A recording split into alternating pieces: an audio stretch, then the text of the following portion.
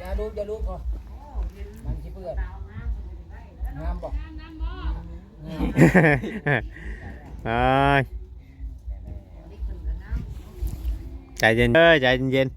รองบรอพังคำตอบจากผู้รักผู้ใหญ่ทุกอย่างเฮาเฮ็ดตามผู้รักผู้ใหญ่เพิ่น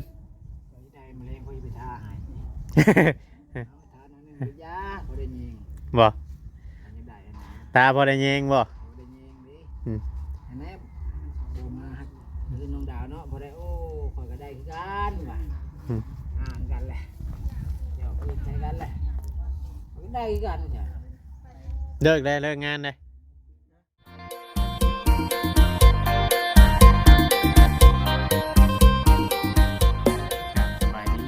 สบายดีเนาะพ่อแม่พี่น้องเบิดสู่ผู้สู่คนเนาะเพียงเนาะเบิดสมองสุบอนว่าสิเป็นพี่น้องทางฝั่งลาวเนาะครับสวัสดีพี่น้องทางฝั่งไทยกันหนึ่งพบกับช่อง YouTube ของว่าเวียงใจกันดอยเพียงเนาะ V2 อีกคือเก่าคือเดิมพี่น้องเอ้ยเพิ่มเติมกันทางบ้านทางเรือนของน้องดาวน้องเพียงเนาะกลับเข้ามาอัปเดตให้พ่อแม่พี่น้องได้เบิ่งได้ชมน้องเพียงเนาะได้ติดตามงานน้องเพียงเนาะผู้ช่วยกับช่างพุทธพี่น้องเอ้ยกำลังทากำแพงอยู่น้องเพียงเนาะทาสีเก็บรายละเอียดสีห้องพึ่งน้องเพียงเนาะเดี๋ยวเฮาจังสีเก็บรายละเอียดสีของแท้เข้าไปน้องเพียงเนาะอย่างไรก็มาเบิ่งมาชมน้องกันพ่อแม่พี่น้องเนาะ FC พี่น้องเลยที่เข้ามาเบิ่งมาชมเข้ามากดไลค์กดแชร์กดติดตามเด้อพ่อแม่พี่น้องเนาะให้กำลังใจพี่น้องเลยเนาะจังหน่อยนี่ก็เราก็จะได้เดินทางครับพี่น้องเราก็ถ่ายเมื่อนี้ก็ไปทางเรือนน้องไม้แน่น้องเพียงเนาะถ่ายคลิปแล้วก็เพื่ออัพคลิปลงให้ FC เบิ่งน้องพี่น้องมันโมเมนต์ว่าถ่ายปุ๊บแล้วเอาลงได้โดนโมเมนต์พี่น้องมันสัญญาณควรมีแถวนี้เนาะต้องใส่เวลาในพี่น้องเลยเนาะพี่น้องเลยเนาะอากาศมื้อนี้ก็เริ่มดีได้แล้วพี่น้องเลยโบหนาวปานใดเริ่มกลับมาเริ่ม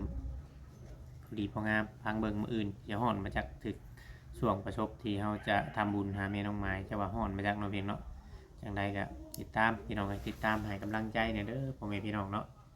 กำลังใจบ่เวียงเนี่ยพี่น้องเลยยังไงก็เดียวสิแผนกล่องไงไม่พี่น้อง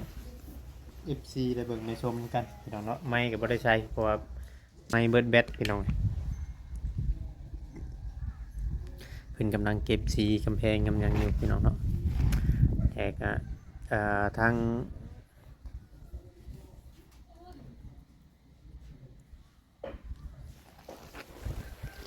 ผู้ช่วยทางฝั่งพุทธนี่แหละพี่น้องที่เพิ่นนั่นอยู่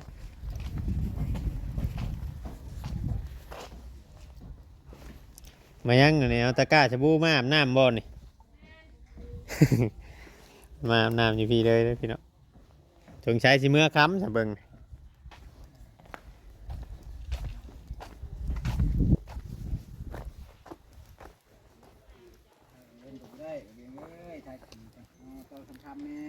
ฮ้อนเนาะฮ้อนกับว่าฮ้อนหนาวกับว่าหนาวอีกเนาะติสีห้องพื้นเฮาท่าหลายลำเฮาท่าหนาอะไรก็คล้ายๆสีขาวได้เนาะอันเดียวกันได้เนาะ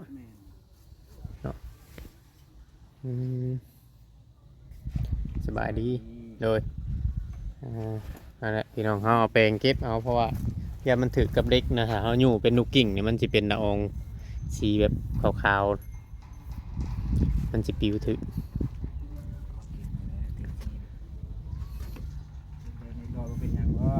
เนาะ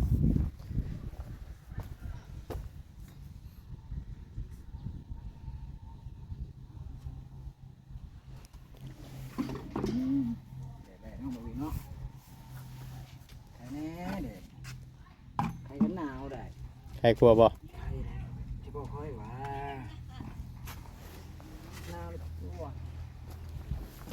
เตียงนี่พอดีเลยเนาะวางขึ้นพอดีงอยทาสีนี่เลยทาจอมันได้เลยอ๋อบ่ดังด้านเตียงพอดีแต่เตียงทางนอกได้ใช่จางพุทธ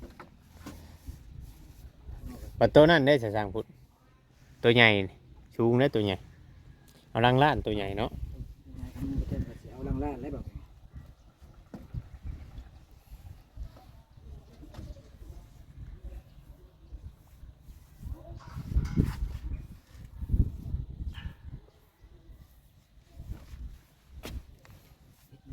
คอยเก็บคอยไป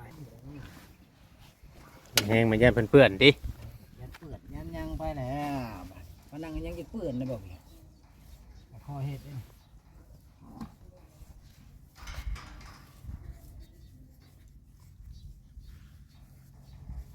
จุมเจ้าเฮ็ดใครอยู่ให้มันเด็กน้อยน้องๆเพิ่นเฮ็ดนี่แฮงสิเปื้อน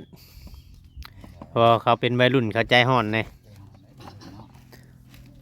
ขนาดว่าคอยเห็ดกันยังถึกเลยมารุ่นแล้วโอ้ท่าใหญ่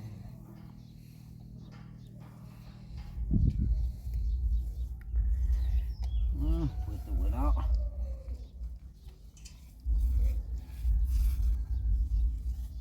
เป็นฉี่เนาะมีแต่งานกับงานแหละ โดย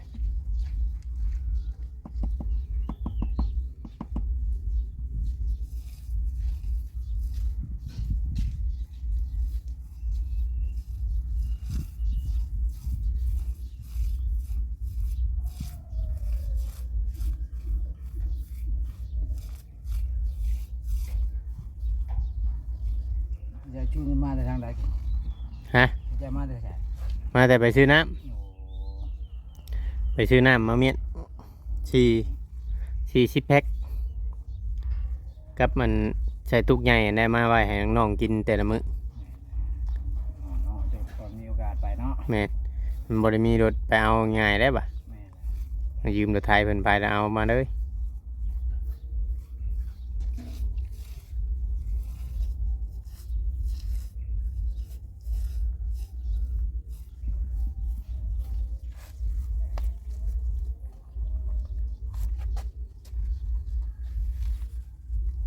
เอาท่าหนาได้เนาะมึงเนี่ยท่าหนาแบบนั้น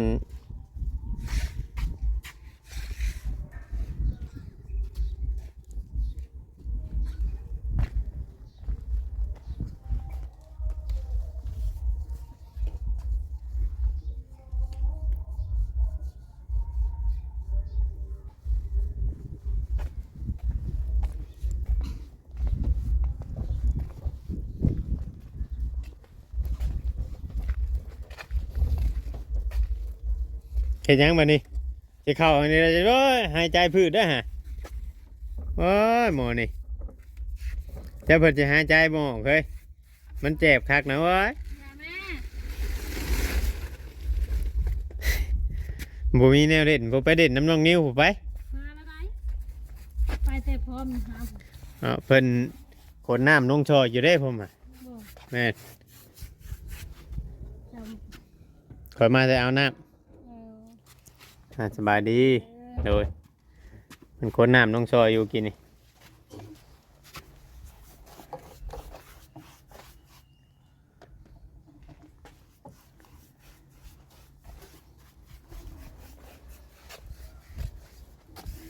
ังเดืออันโตนั่นเพิ่นไว้จงไว้ใส่อันภาษาพี่น้องห้องครัวพี่น้องจงไว้ใส่ห้องครัวโตอันที่ว่าที่นั่นโตที่ห้องพื้นนี่เพิ่นจงอยู่หน้อยหนึงน้องดาว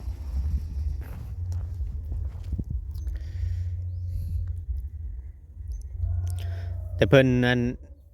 บ่อยู่เนาะเพิ่นเข้าไปบ้านในบางบุญพุ่นมาจักบ่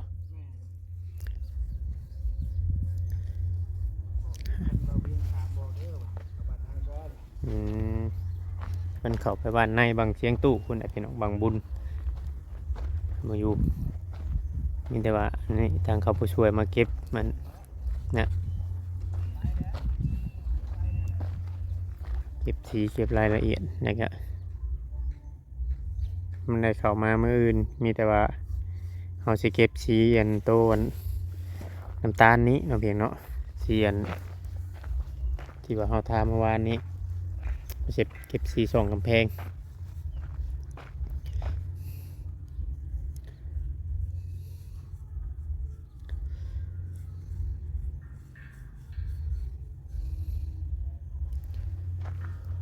มันเท วซอกแถวดึกมันแม่นเฮาใส่แปรงเก็บเบิดพี่น้องมันไก่กับมันเด็กเพิ่นเด้เฮายันมันเปื้อนของเพิ่นเด้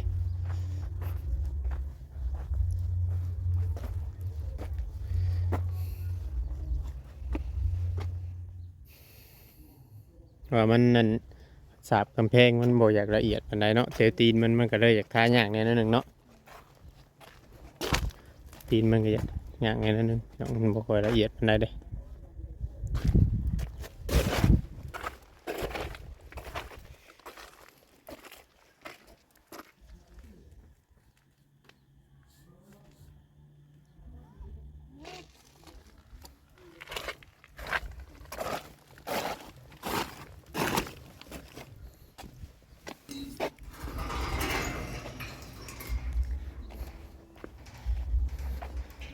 เดี๋ยวทั้งเงินนี่เบิดเดี๋ยวหัวบ่ง่ายๆใช่เดี๋ยวหัวเบิดแต่จังสิมาเคลียร์ทางเฮือนเคลียร์ทางเฮือนมายังแล้วได้ของน้ำของยังแล้วแล้วคือว่าถ้าผู้ใหญ่เพิ่นโอนงบโอนยังเข้ามาได้เฮาจังสิได้เฮ็ดเนาะเฮาจังสิได้เฮ็ดเสา2ต้นที่เฮาได้ซื้อเข้ามานี้เนาะเพียงเนาะ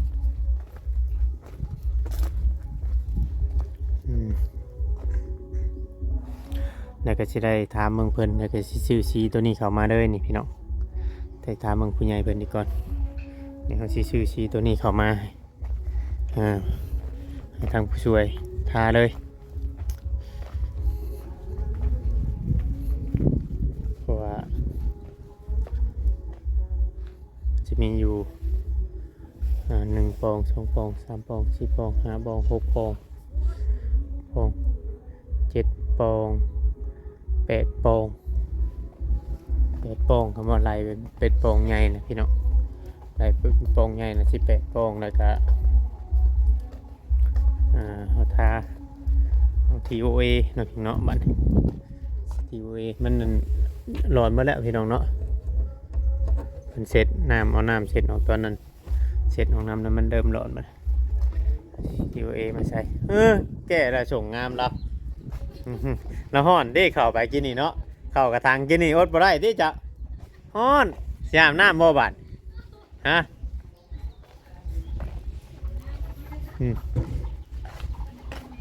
ฮ้อนเด้ไปเข้ากระถางบ่าวว่าอยู่เข้ากระถางมันฮ้อนได้บ่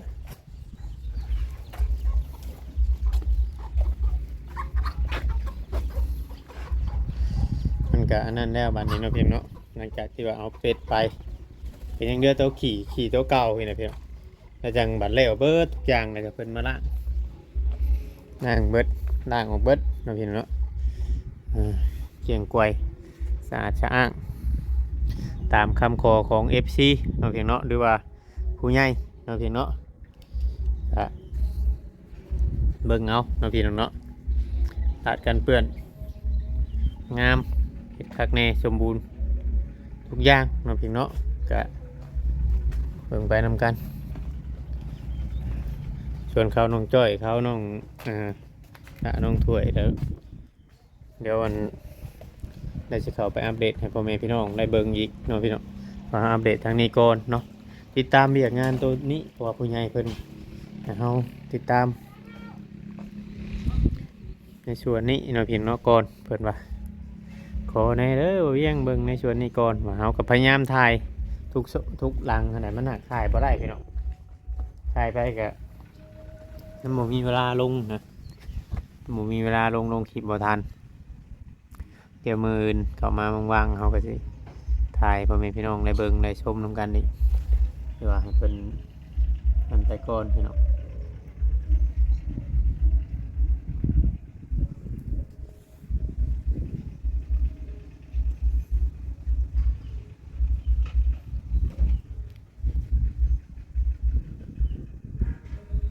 สัญญาณนิดมันบ่ค่อยมีแล้วแถวนี้นะ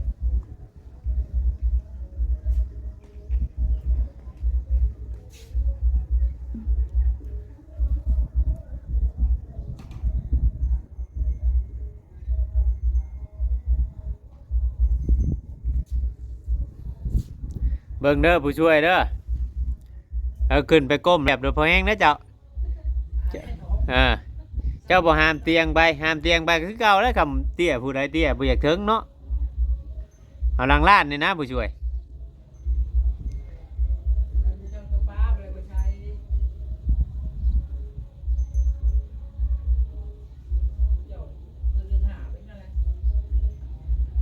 ทำเกิดเดือน5ได้บ่สูงบ่เออบ่จังเราจังว่าเราผูกแขนเจ้าจ้ะฮะบ่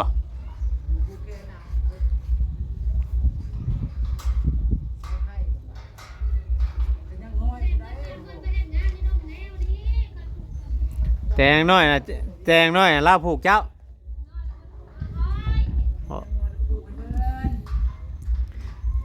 แสดงว่ามันจองกันไว้ตั้งแต่ตะกี้จ้ะเนาะ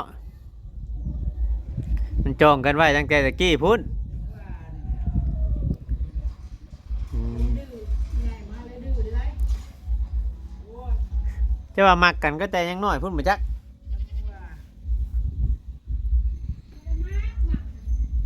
ยันว่าคู่กันแล้วมันไม่แค้วกันดอกนะ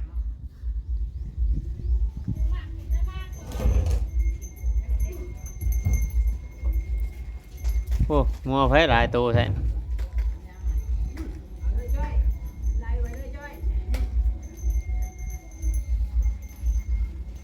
มันเฮ็ดนั่นอยู่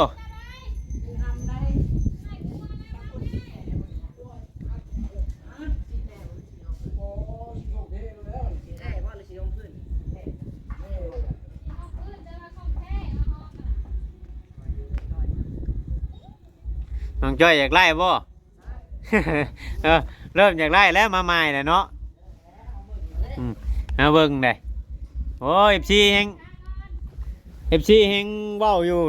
เพิ่งบ่ได้เลยสิทาสิเฮือนน้องจ้อยว่ะพี่น้องเอ้ยเนาะเพิ่นมาเบิ่งเด้ออยากไล่แล้วนี่อย่าลูกพอมันสิเปื้อนงามบ่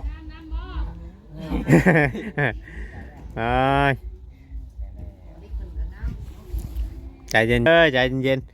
รองบรอพังคำตอบจากผู้รักผู้ใหญ่ทุกอย่างเฮาเฮ็ดตามผู้รักผู้ใหญ่เพิ่นได้มะเร็งพอสิไปทาให้ทานั่นนี่ยาบ่ได้ยิงบ่ได้นะตาบ่ได้ยิงบ่บ่ได้ยิงดิอันนี้โตมาฮักคือน้องดาวเนาะบ่ได้โอ้ข่อยก็ได้คือกันว่ะอ่านกันแหละเดี๋ยวอื่นใช้กันแหละได้คือกันจ้ะเลิกงานได้ชุมเจ้าเลิกงานได้บ่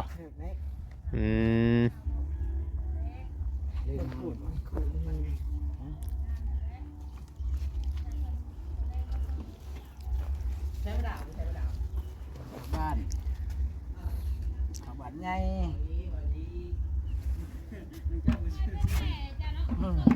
ไม่เชื่อบาท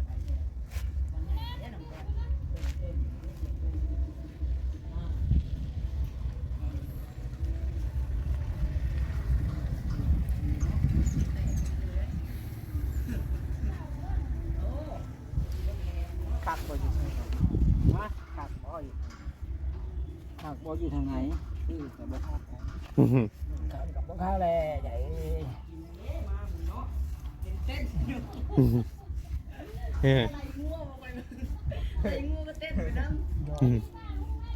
ใจหมักเนาะใจมันพะม่วนเยอะไรเห็นม่วนเด้มีความสุขวะ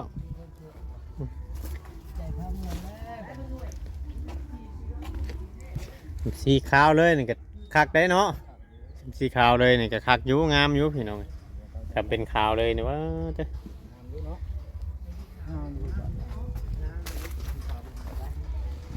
เอาขาวแบบนี้บ่เห็นน้องจ้อยฮะ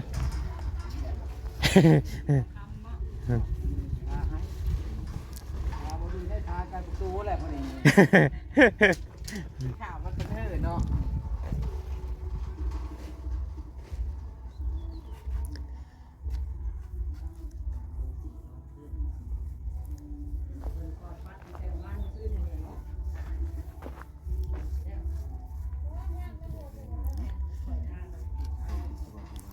ก็เฮ็ดไปทีละเล็กทีละน้อยมันเป็นงานละเอียดนะตัวนี้นะเฮาบ่ได้เร่งมันจอกแจกเก็บมื้อนี้แล้วก็มื้ออื่นจังสิได้เอาสีนั่นลง มาด่าว่าสามมีแต่สีเดียวไม่บอกมีสีตันมีสีตันสามเอาเพียงอันนี้ใจอยู่แต่สีดีงามเนาะใจได้เราเรียนประมาณ เพิ่นอยากได้สีขาวดิแหนะรอเพิ่นน่ะรอแม่เพิ่นฝากเงินมาเพิ่นแหละ หัวสีขาวงาม แม่นสิถ่ายสีขาวเลยคำว่าอยากได้สีขาว แต่มันเรือจะมีจิตท่าให้ยุ่งฟองลงไป ไปแต้มมาบ่ เต็มไว้ แต้มไว้บ่ คนไม่ยิงเลยนะ